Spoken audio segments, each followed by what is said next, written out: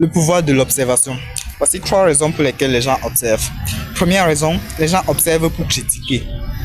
Notez que on ne peut pas construire et critiquer en même temps. Celui qui construit économise son énergie alors que celui qui critique gaspille son énergie. Il y a cette citation de T.G. Sanfo qui dit: l'histoire n'a jamais retenu les noms des grands critiqueurs de la nation. L'histoire a toujours retenu les noms des grands bâtisseurs de la nation. Fin de citation. Alors, la deuxième raison pour laquelle les gens observent pour condamner. Ils sont toujours en train de condamner si ça. Ils condamnent l'économie du système, le système de l'économie. Ils condamnent la pluie qui tombe en abondance, la pluie qui tombe en abondance. Bref, ils sont toujours en train de condamner tout. Les gens observent pour comparer. Ils sont toujours en train de se comparer aux autres par-ci par-là. Mais notez ceci. Il y a un jeu auquel tu vas toujours perdre, c'est celui de te comparer aux autres. Voici trois raisons pour lesquelles toi, tu dois observer.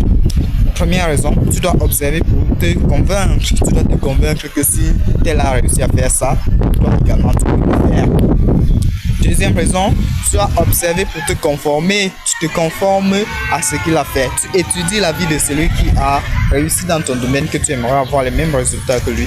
Tu fais la même chose qu'il a fait et tu verras comment la conformisation sera excellente. Maintenant, la troisième raison que tu dois faire. La troisième raison pour laquelle tu dois observer, c'est pour faire quoi?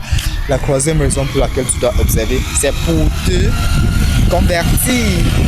Te convertir à ce millionnaire que tu as toujours voulu être. Te convertir à cet expert de ton domaine que tu as toujours voulu être. Alors, exercice.